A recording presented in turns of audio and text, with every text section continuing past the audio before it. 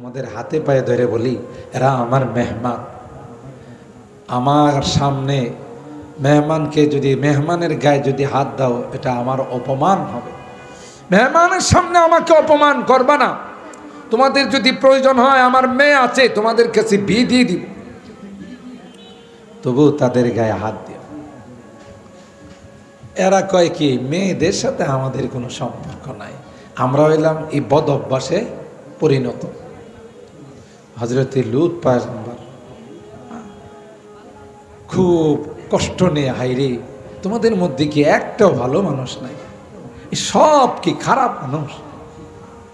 ফেরেশতারা ডাক দিয়া বলেন, ও পয়গম্বর, টেনশনের কোনো কারণ নাই, আমরা সাধারণ কোনো মানুষ নই, আমরা ইন্না রুসুল রাব্বিক, আপনার রবের পক্ষ থেকে বাহক হিসাবে আসলাম, আমরা মানুষ নই রে, আমরা হলাম ফেরেশতা। কোনো টেনশনের কারণ নাই, এদেরকে আসতে দেন, এরপরে পরিণতি আর মজাটা বুঝাবো। এক একটা করে সামনে আসে, আর এক একটারে এমন থাপ্পড় মারে, থাপ্পড় মারার কারণে নাক চোখ কপাল সব সমান হয়ে যায়। সুবহানাল্লাহ বলে। এক থাপ্পড়ে অনেক দূর গিয়ে লুটিয়ে পড়ে। একটা আর একটারে কয়া যায়, লূত পয়গম্বরের দরবারে জাদুঘর জমা হইছে, আমরা যাই আর আমাদেরকে থাপ্পড় মারে কোথায় যেন ফেলে দে। আল্লাহ ডাক দিয়ে কয়, না না, আমার পয়গম্বরকে অপমান করবে সেটা আমি আল্লাহ সহ্য করতে পারি না।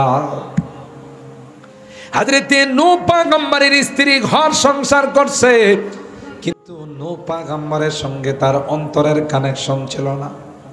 তার সন্তান কেনান তাকে ঈমান আনে নাই। এজন্য আল্লাহ ডাক দেয়া কয়, পয়গম্বর জলিলুল কদর পয়গম্বর হওয়া সত্ত্বেও তাদের স্ত্রী এবং তাদের সন্তান জান্নাতি না জাহান্নামী? আরো জোরে কয়।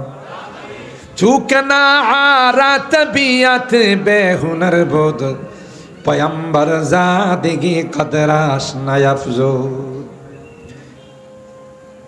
কই হযরতে নূহ পয়গম্বরের সন্তান কেনান এত দাওয়াত দিলেন, এত বুঝাইলেন, কপাল পোড়া, ঈমান তার কপালে নাই, বাবার সামনেই পানিতে ডুবে মারা গেছে। কথা বলেন ঠিক কেন? হযরতে নূহ পয়গম্বর আল্লাহকে বলেছিলেন, হে মাবুদ, আমার এই সন্তান তো আমার পরিবারের অন্তর্ভুক্ত, ওয়া ইন্না ওয়াদাকাল হক ওয়া আনতা আহকামুল হাকিমিন। আপনি না বলছেন আমার সন্তানদেরকে, আমার পরিবারকে আপনি বাঁচাবেন? আল্লাহ পাক নূহ পয়গম্বরকে ধমক দিয়ে বলেন, ক্বালা ইয়া নূহ ইন্নাহু লাইসা মিন আহলিক ইন্নাহু আমালুন গায়রু সালিহ ফালা তাসআলনি মা লাইসা লাকা বিহি ইলম ইন্নী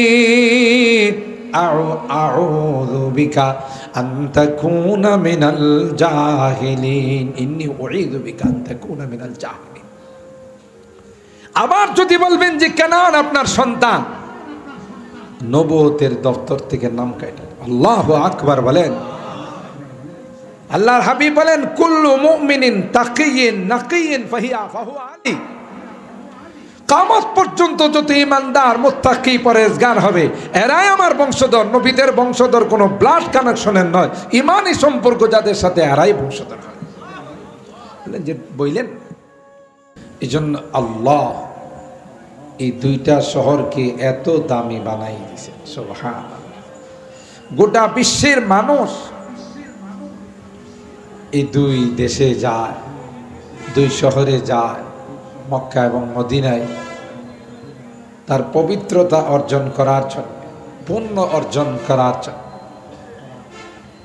আর আল্লাহ কোরআনে কারীমে বলেন, ওমান দাখালাহু কানা আমিনা। এখানে যারাই প্রবেশ করবে তারাই নিরাপদ। সুবহানাল্লাহ। আর হারামে মক্কা, মক্কার হুরমতের জন্য মুসলিম মিল্লাতের রুহানি পিতা সাইয়্যিদনা হযরত ইব্রাহিম খলিলুল্লাহ আল্লাহর কাছে দোয়া করেছেন, রব্বি জাআল হাযাল বালাদা আমিনা। হে আল্লাহ, এই শহরটাকে আপনি নিরাপদ শহর বানাই দেন। আওয়ালাম ইয়ার আন্না জাআলনা হারামান আমিনা ওয়া ইউতাখাত্তাফুন নাসু মিন হাওলিহি। আল্লাহ বলেন আমি ইব্রাহিমের দোয়া কবুল করে প্রায় হারাম শরীফের এরিয়া 12 কিলোমিটার পর্যন্ত আমি আল্লাহ নিরাপদ ঘোষণা করে দিলাম। লা ইউদাদু শাওকুহা ওয়া লা ইউকতাউ শাজারুহা ওয়া লা ইউলতাকাতু লুকতাতুহা। এতটাই নিরাপদ, একটা গাছের কাটা ঢাল কোনো কিছুই আপনি ওখান থেকে সরাইতে পারবেন, মরে যাবে, পড়ে যাবে, কাটতে পারবেন, সব নিরাপদ। বলুন তো দেখি কার বরকতে? একটু কথা বলতে হবে, কার বরকতে? কোরআনে কারীমের বরকতে। সুবহানাল্লাহ। এতটাই শক্তিশালী দুইটা হারাম, গোটা বিশ্ব দাজ্জাল ভ্রমণ করবে। যেই দাজ্জালের ডান হাতে থাকবে জান্নাত, বাম হাতে থাকবে জাহান্নাম। তো ডিজিটাল ব্যানারে তার কপালের মধ্যে লেখা থাকবে মাকতুবুন বাইনা আইনাইহি কাফির। যারা আপনাদের মতো দিনদার, মুত্তাকি, পরহেজগার, আল্লাহওয়ালা, হাজারো ব্যস্ততার মধ্যেও কোরআনে কারীমের ভালোবাসার মহব্বত নিয়ে কোরআনের মাঠে চলে আসছেন, আপনারা এই দাজ্জালরে দেখলেই বলে ফেলবেন যে তুই তো আস্তা একটা কাফের। কেন? তোর কপালের মধ্যে লেখা আছে তুই কাফের। সুবহানাল্লাহ। সুতরাং এই স্টাইলে যারা বলে যে মুঝে মানো তো জান্নাত মে যাও, না মানো তো জাহান্নাম মে যাও, তাতে বোঝা যায় এরাও দাজ্জালের ছোট ভাই, ঠিক না? কারণ দাজ্জালের ডান হাতে জান্নাত, বাম হাতে জাহান্নাম। আর যে ব্যক্তি স্বঘোষিত আমির হয়ে এই কথা বলে মুঝে মানো তো জান্নাত মে যাও, না মানো তো জাহান্নাম মে যাও, তার স্লোগানটাও দাজ্জালের স্লোগান থেকে কম ছোট না। কি অবস্থা! তো এই দাজ্জাল গোটা বিশ্ব ভ্রমণ করবে, কিন্তু যখনই মক্কাতে প্রবেশ করতে যাইবে ধাক্কা দিয়ে তাকে ফেলে দিবে। সুবহানাল্লাহ। কে ফেলে দিবে? ওখানে আল্লাহ স্পেশাল সিকিউরিটি গার্ড রাখছে, আল্লাহর পক্ষ থেকে সৈনিকরা পাহারাদারি করবে। এটা হলো নূরের সৈনিক। সুবহানাল্লাহ। পাশাপাশি মক্কার পূর্ব নাম ছিল বাক্কা। কি নাম? লাল্লাযী বিবাক্কাতা মুবারাকা ওয়া হুদাল লিল আলামিন। কোরআনে আল্লাহ বলেন বাক্কা, আর লগাত খুললে, ডিকশনারি খুললে বাক্কা ইয়াবুক্কু তাবুক্কু আনাকাল জাবাবেরা। এই মাটির মধ্যে আল্লাহ এমন পাওয়ার রেখেছে, কেউ যদি এখানে মাস্তানি করার জন্য আসে, বাহাদুরি করার জন্য আসে, খুদ মক্কার মধ্যে এমন পাওয়ার, নিমিষে তার বাহাদুরিকে মাটির সঙ্গে মিশিয়ে দেওয়া হয়। যেমন আব্রাহা বিশাল হস্তি বাহিনী নিয়ে আসছে, মুহূর্তের মধ্যে দেখা গেছে সব কাসফিম মাকুল, গরু ঘাস খায়া যেমন পায়ের নিচে ফেলে সব মাটির সঙ্গে মিশিয়ে দেয়। আল্লাহ কিছুক্ষণের মধ্যে হাতি, হাতির উপরে যার একটা হাতি ছিল, সব শেষ। কথা বলেন ঠিক কেন? খানায়ে কাবা যেই পাখিরা রক্ষা করেছিল আল্লাহর হুকুমে, রাত নাই দিন নাই 24 ঘন্টা এই পাখিগুলো খানায়ে কাবা চক্কর লাগায়, ঠিক না? যারা হজ উমরা করতে গেছেন দেখছেন, হারাম শরীফের ভিতরে তাদের বাসা। আমি প্রথমবার যাওয়ার পর আমার এশকাল হয়ে গেছে। তাফসীরের কিতাবের মধ্যে পড়ছি ইন্নাত তায়রা লা ইয়ালু আলাইহি। খানায়ে কাবাকে এত সম্মান করে আল্লাহর সৃষ্টি, কোনো পাখিরা তার উপর দিয়ে উড়ে যায় না। তা আমি এটা যাচাই করার জন্যে হারামের খানায়ে কাবাকে সামনে নিয়ে বসা, দেখি যে কোনো পাখির ঝাঁক আসলে ওড়াল দিয়ে আসে, যখন কাবা বরাবর আসে ডাইনে বামে চলে যায়, উপর দিয়া যায় না। তখন আমার তাফসীর প্র্যাকটিক্যাল আমি বুঝে ফেললাম। কিন্তু এক শ্রেণীর পাখি, এরা রাত নাই দিন নাই 24 ঘন্টা ডাইনে বামে উপরে নিচে আওয়াজ করতে থাকে আর চক্কর লাগাইতে। আমি হারাম শরীফের একজন খাদেমকে জিজ্ঞাসা করলাম, ভাই ये जो परिंदा है, पाकिस्तानी चिलो, क्या नाम है इसका? कुरान करीम में आया है कोई परिंदा इसके ऊपर से नहीं जाती है, ये कौन सी परिंदा है? पाकिस्तानी खादम हमारे बोलते से, क्या तूने कुरान करीम में सूरह फील नहीं पढ़ा? हमारे कहे तुम्हें कि कुरान करीम में सूरह फील नामक एक सूरा पढ़ो नहीं? हम बोललाम हाँ, वहाँ किसी परिंदा के जिक्र है, ওখানে কি কোনো পাখির কথা আল্লাহ আলোচনা করছেন? আমি বললাম হ্যাঁ, यही इस परिंदे के नस्ल है। सुभान अल्लाह বলে, বলতেছে এরা ওই পাখিরই বংশধর, রাত দিন 24 ঘন্টা পাহারাদারি করে। সৌদি সরকারকে এই মেসেজটুকুন দিতে চায়, আব্রাহার মতো কোনো মাস্তান, কোনো জালেম কখনো যদি চোখ রাঙ্গায়া খানায় কাবার দিকে তাকায়, তাহলে তাকে শেষ করার জন্য তোমার দেশের কোনো সোলজারের দরকার নেই, আমরাই যথেষ্ট। হারামে মক্কা, জিদ্দার থেকে যাইতে রেহাল গেট আছে একটা, যারা আরবি জানেন ইংরেজি জানেন, ওখানে লেখা থাকে বিদায়াতুল হারাম, আর ইংলিশে লেখা থাকে হারাম স্টার্ট। এখান থেকে হারাম শুরু হল, এই গোটা এরিয়াটাকে হারামে মক্কা বলে। রাসূল আকরাম সাল্লাল্লাহু তাআলা আলাইহি ওয়াসাল্লাম মদিনাতে যাওয়ার পর আল্লাহর কাছে দোয়া করলেন, আল্লাহ ইন্না ইব্রাহিম হাররামা মক্কা ওয়া ইন্নী হাররামতুল মদিনা। তোমার খলিল মক্কার হুরমত এর জন্য দোয়া করছে, আর আমি তোমার হাবিব মদিনার হুরমতের জন্য, মদিনার হারামের জন্য দোয়া করতেছি। সুবহানাল্লাহ।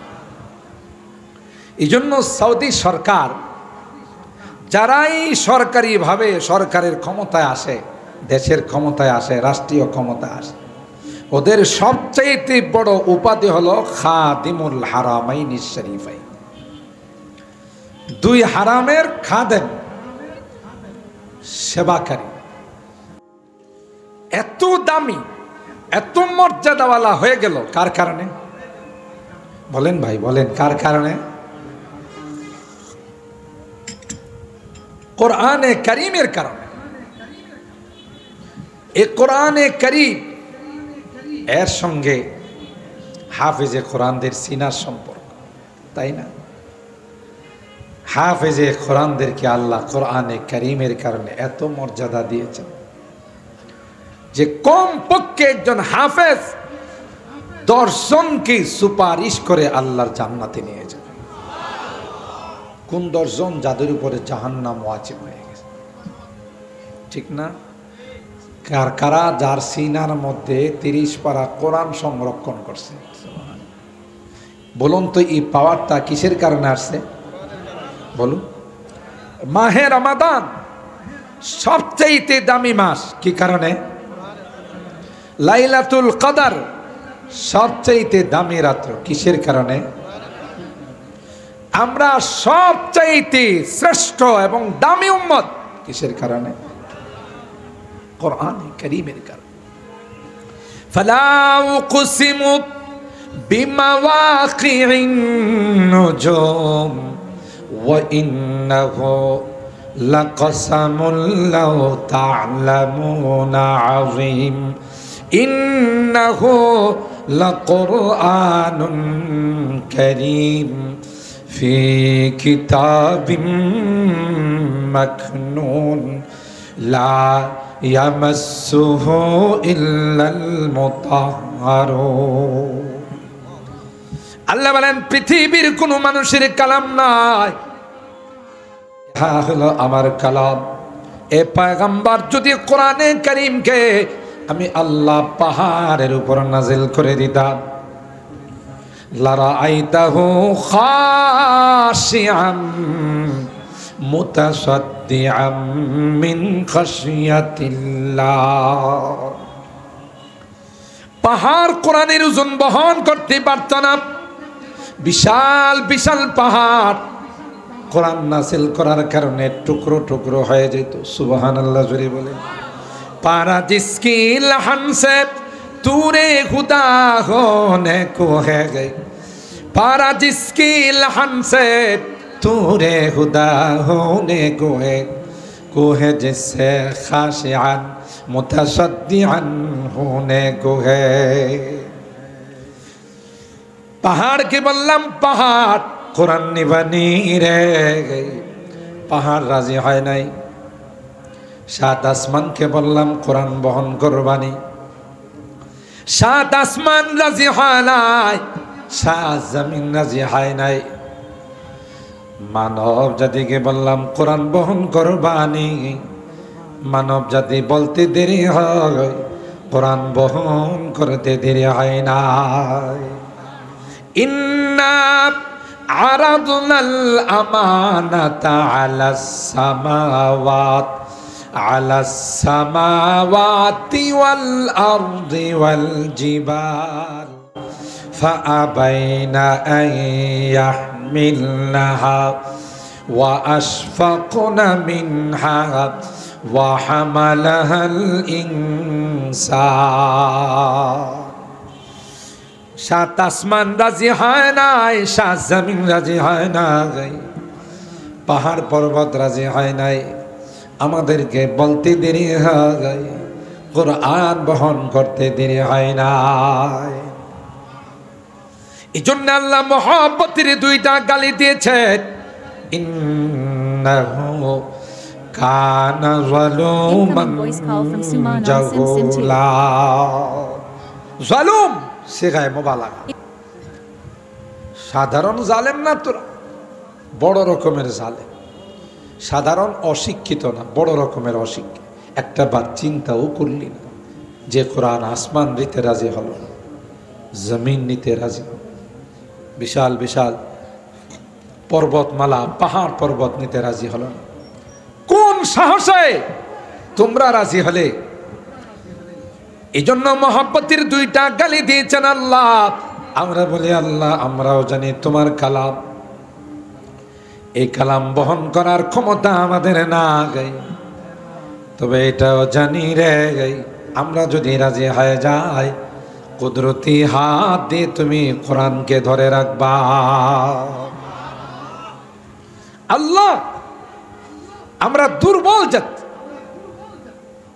হায়াত আমাদের অনেক কম, সবচাইতে দামি কিতাব আসমানি কিতাব আল কোরআন আমাদের উপর নাজিল করেছে। সুবহানাল্লাহ।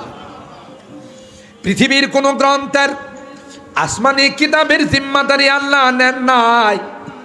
এই জন্য গোটা পৃথিবীর মধ্যে অরিজিনাল তাওরাত খুঁজে পাবেন না, অরিজিনাল বাইবেল খুঁজে পাবেন না। কোরআনে আল্লাহ ইউহাররিফুনা কিতাবাল্লাহি মিন বা'দি মা ক্বালুহু ওয়া হুম ইয়ালামুন, এরা জেনে শুনে বুঝে তার আসমানি কিতাবের মধ্যে পরিবর্তন ঘটাইছে। কেন আল্লাহ ওই আসমানি কিতাবগুলোর দায়িত্ব নেন নাই? তাই গোটা বিশ্বে কোনো অরিজিনাল আসমানি কিতাব নাই। আর কোরআনে কারীম আল্লাহ নাযিল করে বলেন, ইন্না নাহনু নাযালনা যিকরা ওয়া ইন্না লাহু লাহাফিজুন। নিশ্চয় কোরআন আমি নাযিল করেছি, আর এ কোরআনের সংরক্ষণের দায়িত্ব আমি আল্লাহ নিলাম। সুবহানাল্লাহ। কে নিয়েছেন? আর আল্লাহ জাল্লা জালালুহু এ কোরআনের সংরক্ষণের জন্য এত সুন্দর ব্যবস্থা করে দিয়েছেন। এক শ্রেণীর মানুষকে লাগাই দিয়েছেন শুধু কোরআনের শব্দগুলো হিফজ করার জন্য, এটার নাম হলো হিফজখানা। আরেক শ্রেণীর আলেমদেরকে লাগিয়ে দিয়েছেন তার অর্থগুলো মুখস্থ করার জন্য, এরা হলো মুফাসসিরিনে কেরাম। আরেক শ্রেণীর আলেমদেরকে আল্লাহ লাগিয়ে দিয়েছেন তার থেকে মাসআলা মাসাইল ইস্তিমবাত করার, এরা হলো ফুকাহে কেরাম। আরেক দলকে কোরআনে কি আছে জাতির কাছে পৌঁছে দেওয়ার জন্য লাগিয়ে দিয়েছেন, এরা হলো মুবাল্লিগিন ওয়াইজিন। আরেক শ্রেণীকে আল্লাহ লাগাই দিয়েছেন কোরআনের এই দুর্গটাকে পাহারাদারি করার জন্য, এরা হলো মুজাহিদিন کرام। ইউআইদু দীনাল্লাহি ফি কুল্লি দাওরাতিন আসাইবা তাতলু মিসলুহা মিন আসাইবি হুজ্জাতুল্লাহিল বালিগা। আল্লামা শাহ ওলিউল্লাহ মুহাদ্দিসে দেহলভী রাহমাতুল্লাহি আলাইহি তার এই কবিতার মধ্যে বলেন, যেমন আল্লাহর ওয়াদা প্রতিটা সেক্টরে আল্লাহ কোরআনের সংরক্ষণের জন্য লোক লাগাই দিয়েছে। সুবহানাল্লাহ। কোন দিক দিয়েই কেউ কোরআনের মধ্যে হস্তক্ষেপ করার কোনো স্পর্ধা রাখে না। আল্লাহ পাক রব্বুল আলামিন কোরআনের হিফজের জন্য গোটা বিশ্বের মধ্যে হিফজখানাগুলো খুলে দিয়েছেন। ও ভাই, শুধু খুলে দিয়েছেন তা নয়, যেখানে স্কুলের মধ্যে একটা কবিতা মুখস্থ করার জন্য 1 সপ্তাহ সময় লেগে যায়, আল্লাহর কসম হিফজখানাগুলোর মধ্যে এমনও হাফেজ আছে যারা এক বৈঠকে আধা পারা মুখস্থ শোনায়। কে সহজ করে দিয়েছেন? ওয়ালাকাদ ইয়াসসারনাল কুরআন লিযিকরি ফাহাল মিন মুদ্দাকির। আল্লাহ বলেন কোরআনকে আমি সহজ করে দিয়েছি, এই জন্য ছোট ছোট বাচ্চারা যখন কোরআন পড়তে বসে, আল্লাহর কসম রে আল্লাহ তাদের সিনা খুলে দেন।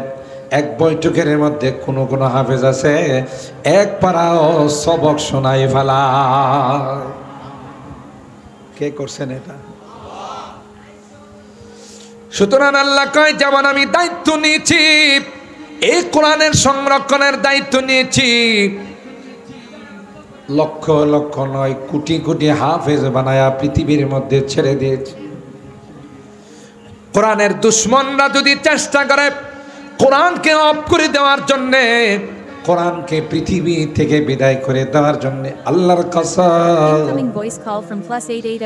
কিয়ামত পর্যন্ত কোরআনকে বিদায় করা তো দূরের কথা, কোরআনের কোনো আয়াতকে পরিবর্তন করা তো দূরের কথা, কোরআনের একটা জের জবর নক্তা পেশ কেউ কেউ পরিবর্তন করতে পারবে না।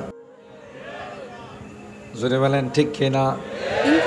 দায়িত্ব নিয়েছেন কে? এই জন্য আল্লাহর হাবিব বলেন, আলমার উমামান আহাব্বা, দুনিয়াতে যে যাকে ভালোবাসবে, যার সঙ্গে যার কলবের সম্পর্ক হবে, উপরে উপরে নয়। বাহ্যিক ভালোবাসার আল্লাহর কাছে কোনো দাম না গাই, অন্তরের ভালোবাসার দাম কার কাছে? আরো জোরে বলতে হবে। সূরা তাহরিমের মধ্যে আল্লাহ পাক 2টা দৃষ্টান্ত দিয়েছেন। একটা হলো নূহ পয়গম্বরের স্ত্রী আর সন্তান, এবং লূত পয়গম্বরের স্ত্রী স্বামীর সঙ্গে ঘর সংসার করেছে, বাচ্চা কাচ্চা হয়েছে। বোঝা গেল বাহ্যিক সম্পর্কের কোনো অভাব ছিল না, কিন্তু ওই 2 মুনাফিক নবীকে অন্তর দিয়া ভালোবাসে নাই। ضربallahu مثلا للذين كفروا امرأة نوح وامرأة لوط كانتا تحت عبدين من عبادنا صالحين فخانتاهما فلم يغنيا عنهما من الله شيئا وقيل ادخلا النار مع الداخلين। নূহ পয়গম্বরের স্ত্রী ওয়ালা, লূত পয়গম্বরের স্ত্রী ওয়াহলা, এই 2টা জাতীয় বেঈমান আর মুনাফিক গাদ্দার ছিল। কথা বলেন ঠিক কিনা? নবীর সঙ্গে ঘর সংসার করে, নবীর থেকে বাচ্চা সন্তান আদি, কিন্তু নবীরে বিন্দু পরিমাণ অন্তর দিয়ে ভালোবাসত না। লূত পয়গম্বরের স্ত্রী ফেরেশতারা গেলে বা কেউ এরকম তার দরবারে আসলে জাতিকে খবর দিত। এদের তো অভ্যাস খারাপ ছিল, এদের অভ্যাস ছিল সমকামিতার অভ্যাস। কথা বলেন ঠিক কিনা? এদের অভ্যাস ছিল ট্রান্সজেন্ডারের অভ্যাস, নারী পুরুষে পুরুষ আর পুরুষে একত্রিত হয়ে যাওয়া। এই শয়তান হযরতে লূত পয়গম্বরের দরবারে ফেরেশতারা আসলে বাহির লোকদেরকে বলতো আজকে লূত পয়গম্বরের দরবারে বিদেশি মাল আসছে। নাউজুবিল্লাহ। এত খারাপ ছিল, মুনাফিক ছিল। একবার হযরতে লূত পয়গম্বরের কাছে ফেরেশতারা গেছেন, কোরআনে ঘটনা আছে।